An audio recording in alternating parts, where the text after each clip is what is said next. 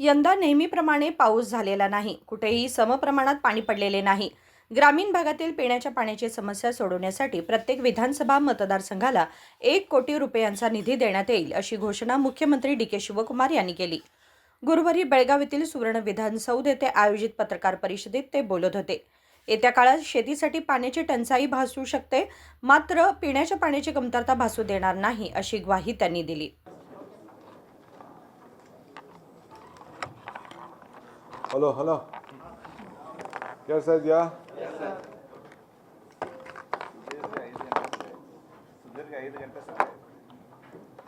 ಅಲ್ಲಿಂದ ಬಂದು ನೀವೇನು ಮಾತಾಡಲಿಲ್ಲ ಅಂತ ಬೈಯೋರು ನೀವೇ, ಹೇಳೋರು ನೀವೇ. ಎಲ್ಲ ಮಾಧ್ಯಮ ಸ್ನೇಹಿತರೆ, ನಾನು ಉಪಮುಖ್ಯಮಂತ್ರಿಗಳು ಸತೀಶ್ ಜಾರಕಿಹೊಳಿ ಅವರು, ಈಶ್ವರ್ ಖಂಡ್ರೆ ಅವರು, ಎಂ.ಬಿ. ಪಾಟೀಲ್ ರವರು, ನಮ್ಮ ಖಾದರ್ ಅವರು, ನಾವೆಲ್ಲ ಸರ್ಕಾರದ ಪರವಾಗಿ ಬಂದು ಮೊನ್ನೆ 3 ದಿನದಲ್ಲಿ ಸತೀಶ್ ಜಾರಕಿಹೊಳಿ ಅವರು, ಬನ್ನಿ ಇಲ್ಲಿ ಬನ್ನಿ ಸತೀಶ್, ಇಲ್ಲೇ ಬನ್ನಿ, ಇಲ್ಲಿ ಕಡೆ ಬನ್ನಿ.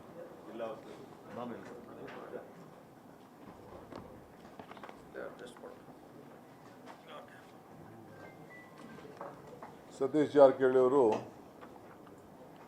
ಇವತ್ತು ಸಭೆಯನ್ನು ನಡೆಸಿದ್ದೇವೆ. ಎಲ್ಲ ಶಾಸಕರನ್ನು, ಈ ಪುತ್ತೂರು ಕರ್ನಾಟಕದ ಎಲ್ಲ ಶಾಸಕರನ್ನು, ಜನಪ್ರತಿನಿಧಿಗಳನ್ನು, ಸಂಸತ್ ಸದಸ್ಯರನ್ನು ಕೂಡ ಆಹ್ವಾನಿಸಿದ್ದು. ಎಲ್ಲ ಪಾರ್ಟಿಯವರು ಕೂಡ ಎಲ್ಲ ಭಾಳ ಗೌರವದಿಂದ ಬಂದಿದ್ದರು. ಮೊನ್ನೆ ನಾನು ಗುಲ್ಬರ್ಗಾದಲ್ಲಿ ಆ ಗುಲ್ಬರ್ಗಾ ವಿಭಾಗದ, ಕಲಬುರಗಿ ವಿಭಾಗದ ಸಭೆಯನ್ನು ನಡೆಸಿದೆ. ಬಸವಣ್ಣನ ನಾಡು, ಅವರ ಅನುಭವ ಮಂಟಪದಿಂದ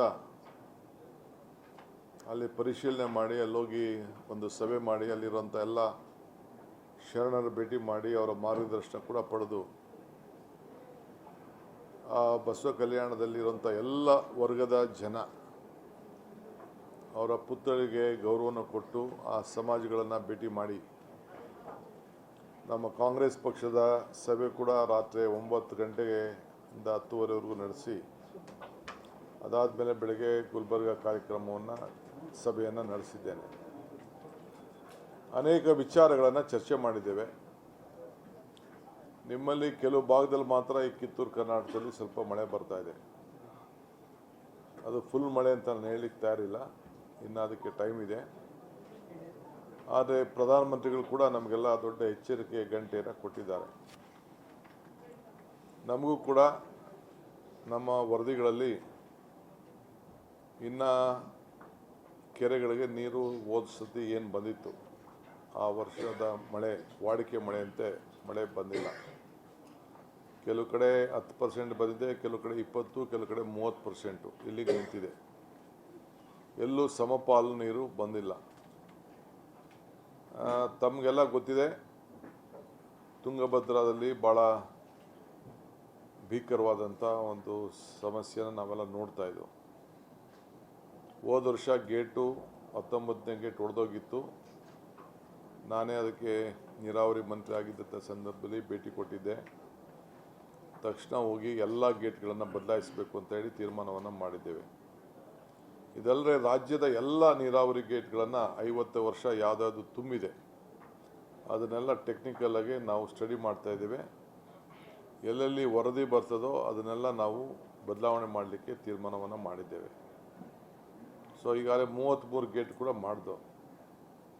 ನಮ್ಮ ಸರ್ಕಾರದ ಮೊದಲನೇ ಕರ್ತವ್ಯ ರೈತರನ್ನ ಬದುಕಿಸಬೇಕು.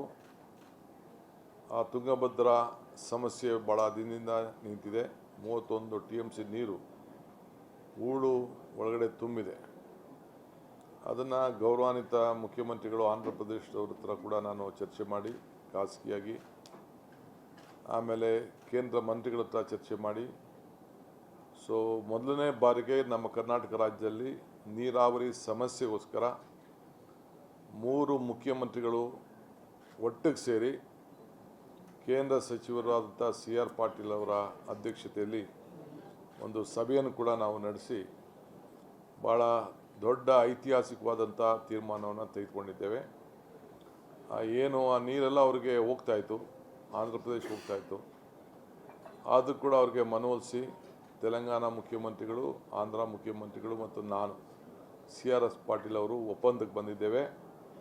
ನಾವು ಆ ನೀರನ್ನು ಸಮುದ್ರಕ್ಕೆ ಬಿಡೋದು ಬೇಡ, ನಮ್ಮಲ್ಲೇ ಜಗಳ ಆಡದೆ ಆ ಬ್ಯಾಲೆನ್ಸಿಂಗ್ ರಿಸರ್ವರ್ನ ಮಾಡಿ ಆ ನೀರಿಗೆ ಉಳಿಸ್ಲಿಕ್ಕೆ, ರೈತರ ಬದುಕಲಿಕ್ಕೆ ಏನೆಲ್ಲ ಮಾಡಲಿಕ್ಕೆ ಸಾಧ್ಯನೋ ಆ ತೀರ್ಮಾನ ಮಾಡೋಣ ಅಂಥೇಳಿ ನಾವು 3 ಜನನೂ ಒಂದು ಸೆಂಟ್ರಲ್ ಗೌರ್ಮೆಂಟ್ ಒಂದು ಟೆಕ್ನಿಕಲ್ ಕಮಿಟಿ ಮಾಡಲಿಕ್ಕೆ ನಾವೆಲ್ಲ ಸಮ್ಮತಿಯನ್ನು ವ್ಯಕ್ತಪಡಿಸಿದ್ದೇವೆ.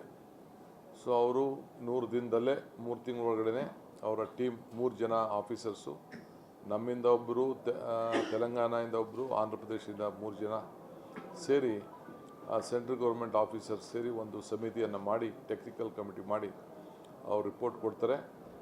ಅದಾದ ಮೇಲೆ ನಾವು ಏನು ಮಾಡಬೇಕು ಅಂತ ನಾವು ತೀರ್ಮಾನವನ್ನು ಮಾಡ್ತೇವೆ. ಒಟ್ಟು 3 ಜನನೂ ಕೂಡ ಆ ಬ್ಯಾಲೆನ್ಸಿಂಗ್ ರಿಸರ್ವ್ ಮಾಡೋದು ಭಾಳ ಅವಶ್ಯಕತೆ ಅನ್ನೋದನ್ನು ಒಪ್ಪಂದಕ್ಕೆ ನಾವು ಬಂದಿದ್ದೇವೆ.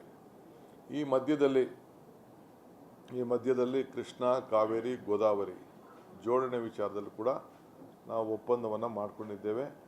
ಕೇಂದ್ರ ಸರ್ಕಾರಕ್ಕೆ ಸಮ್ಮತಿಯನ್ನು ವ್ಯಕ್ತಪಡಿಸಿದ್ದೇವೆ. ಅವರು ನ್ಯಾಷನಲ್ ಪ್ರಾಜೆಕ್ಟ್ ಆಗಿ ಘೋಷಣೆ ಮಾಡ್ತೀವಿ ಅಂತ ಒಪ್ಕೊಂಡಿದ್ದಾರೆ.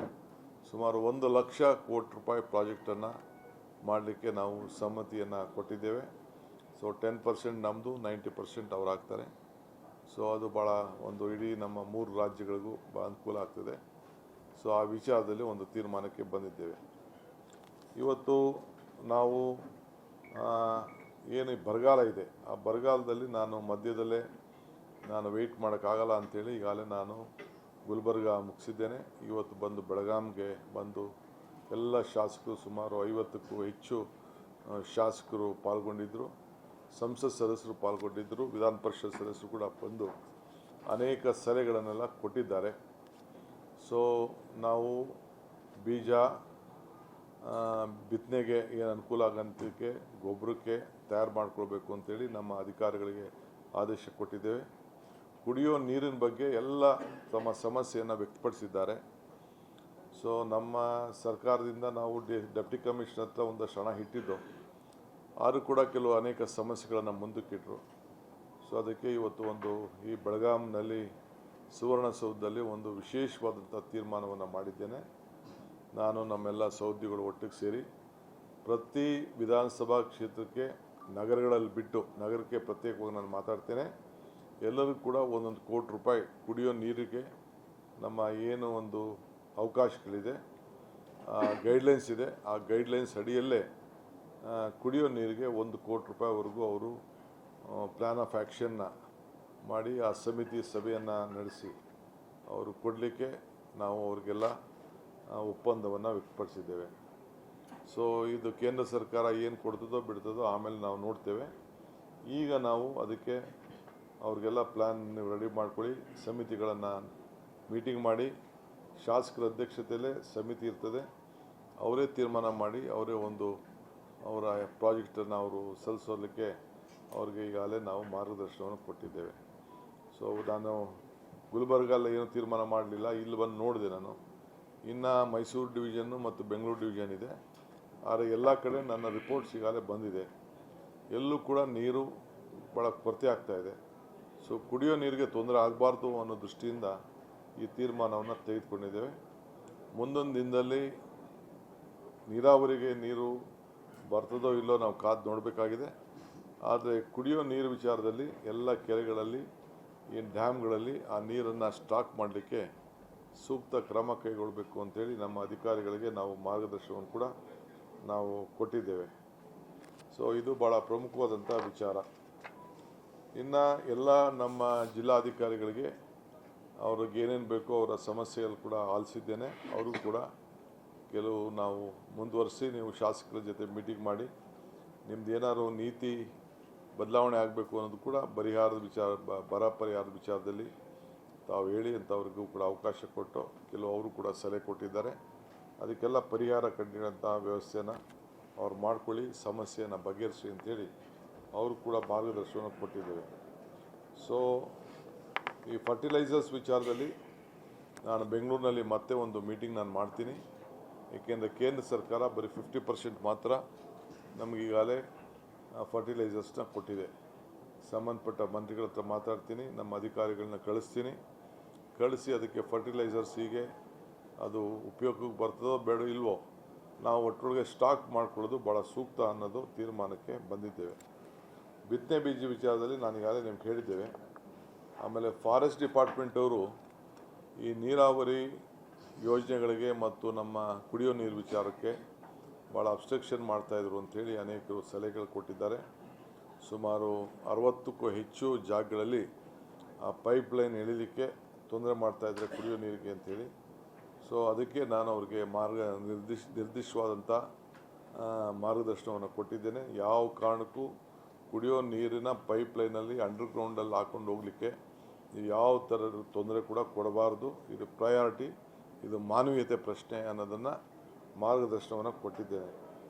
ಇದಲ್ಲದೆ ಯಾರು ಕೂಡ ಜಮೀನಲ್ಲಿ ಕೆಲವರಿಗೆ ಫಾರೆಸ್ಟ್ ರೈಟ್ ಆ್ಯಕ್ಟು ನಮ್ಮ ಸರ್ಕಾರ ಕೇಂದ್ರ ಸರ್ಕಾರ ತಂತು. ಇನ್ನು ಕೆಲವು ಕಡೆ ನಮ್ಮ ಸೋಷಿಯಲ್ ವೆಲ್ಫೇರಿಂದ ತೀರ್ಮಾನ ಆಗಿಲ್ಲ. ST ಅವ್ರಿಗೆ 75 ವರ್ಷ, ಜನರಲ್ ಇದು ST ಅವ್ರಿಗೆ 25 ವರ್ಷ, ಜನರಲ್ಗೆ ಬೇರೆಯವ್ರಿಗೆ 75 ವರ್ಷ ಅಂತಿತ್ತು. ಅದಕ್ಕೊಂದು ಸಮಿತಿ ಇದೆ. ಇನ್ನು ಕೆಲವು ನಮ್ಮ ಫಾರೆಸ್ಟ್ ಅವರು ತಕರಾರುಗಳು ಆಗ್ತಾಯಿದ್ದಾರೆ. ಯಾರನ್ನು ಕೂಡ ಒಕ್ಕಲು ಎಬ್ಬರಿಸಬಾರ್ದು. ಕಾನೂನು ಚೌಕಟ್ಟಿನಲ್ಲಿ ಏನಿದೆ ಅದರ ಕಾನೂನು ಪ್ರಕಾರ ಅವ್ರಿಗೆ ಏನು ಹಕ್ಕು ಸಿಕ್ಕೊಡ್ಬೇಕೋ ಆ ಹಕ್ಕನ್ನು ಕೊಡಬೇಕಾಗ್ತದೆ. ಯಾರು ಕೂಡ ರೈತರನ್ನ ಫಾರೆಸ್ಟಲ್ಲಿ ಯಾರು ಟ್ರೈಬಲ್ಸ್ ಇರ್ಬೋದು, ಜನರಿರ್ಬೋದು, ಯಾರು ಮೂಲಭೂತವಾಗಿ ನೂರಾರು ವರ್ಷದಿಂದ ವ್ಯವಸಾಯ ಮಾಡ್ಕೊಂಡು ಬರ್ತಾ ಇದ್ದಾರೆ, ತಲಂತಲಂತವಾಗಿ ಅವ್ರನ್ನ ರಕ್ಷಣೆ ಮಾಡಬೇಕು. ಇದು ನಮ್ಮ ಸರ್ಕಾರದ ನೀತಿ ಅನ್ನೋದನ್ನು ನಾನು ನಮ್ಮೆಲ್ಲ ಅಧಿಕಾರಿಗಳಿಗೆ ಮಾರ್ಗದರ್ಶನವನ್ನು ಕೊಟ್ಟಿದ್ದೇನೆ.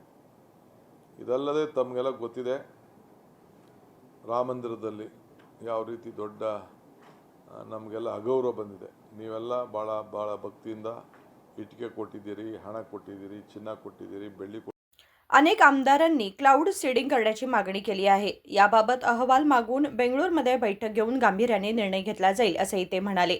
यावेळी उपमुख्यमंत्री डॉक्टर जी परमेश्वर, मंत्री UT खादर, सतीश जारकिहोळी, ईश्वर खंडरे, MB पाटील यांच्यासह इतर मान्यवर उपस्थित होते. विनोद कोलकार, KMM मराठी, बेळगाव.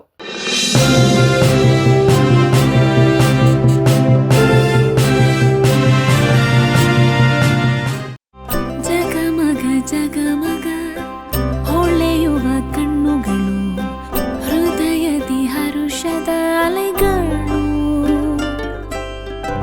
ಬಂದಿದೆ ಶುಭಗಳಿಗೆ, ಪ್ರೀತಿಯ ಗಳಿಗೆ, ರೇಷ್ಮೆಯಲ್ಲಿ ಸುತ್ತಿದ ಸ್ವರ್ಣಗಳಿಗೆ. BS Channabasappa and Sons, The Textile Mall, Tilakvadi, Belagavi.